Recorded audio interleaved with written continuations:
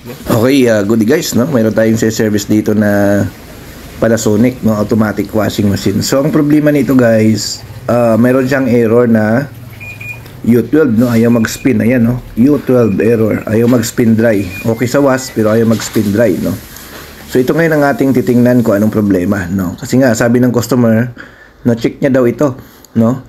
So, tingnan natin guys kung anong problema ng error, U12 na ito, no? Kasi ang U12 guys, usually common ito sa mga na-encounter natin, no?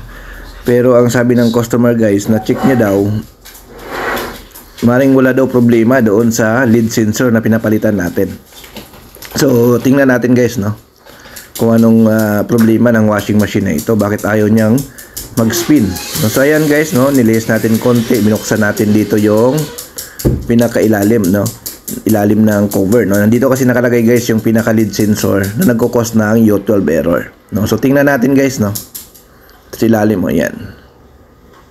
So buksan natin to. Yan, nasa ilalim yan. So yan guys, napansin namin dito, no? So yung wiring nito guys ay na-bypass na ng may-ari, no? Ng customer natin.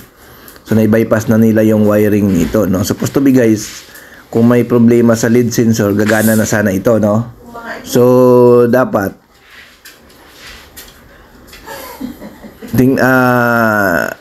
gagana na ito guys kasi nga na-bypass na yung pinaka lead sensor, no? Ayan. So, double check namin ito guys kung anong problema, no? So, na ano na kasi ito, no? Ito yung wiring guys, so, na bypass na nila. Ayan, naka-bypass na yan guys. Ayan. So, hindi pa rin siya gumana, no? So, ngayon, i-check namin dito yung board sa likod, no? Yung connection ng lead sensor, no? Ayan, guys, kung mapansin nyo. Ayan, no? Ito yung mga wiring na connect sa lead sensor. Putol, no? Ngat-ngat siya ng daga, no? Ayan, no?